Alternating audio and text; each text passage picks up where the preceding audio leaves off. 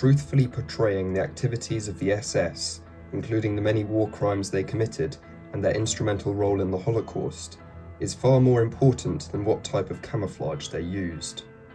In that advance were a number of new formations, among them the newly reformed Dritte SS Tonkopfdivision. So this was a unit that was comprised purely of volunteers and had a quite unique look compared to the German army, the most obvious being the camouflage. The Eastern Front of World War II was a war of extermination. In the eyes of the Nazis, this was not only a clash of ideologies, but of races. The Aryan race against the supposedly inferior Slavs, Jews, and Roma who populated Eastern Europe. Judaism and Bolshevism were conflated in Nazi propaganda, which claimed that Jews created and spread communism to destroy Aryan civilization.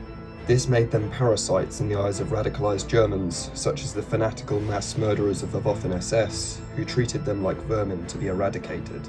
I have seen reenactments where disarmed prisoners are rounded up and summarily executed, but in terms of reenacting war crimes, this seems to be as far as it goes. If done properly, reenacting the SS would be justified in the name of educating the general public in a way that is more visceral than reading a book. However, until we see reenactments where civilians are forced to dig their own graves and massacred by SS death squads, this is not happening. Instead, the public are viewing a highly sanitized portrayal, focused on weapons, uniforms, and battles, while brushing over the darkest parts which deserve the most remembrance. Keeping reenactments family-friendly is not an excuse for misrepresenting historical events, especially when the topic is so incredibly serious.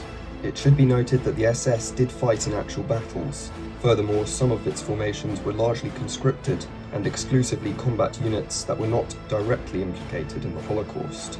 However, one cannot simply ignore the hundreds of thousands of civilians, mostly women and children, murdered by the death squads, or the role of the SS in the concentration camps.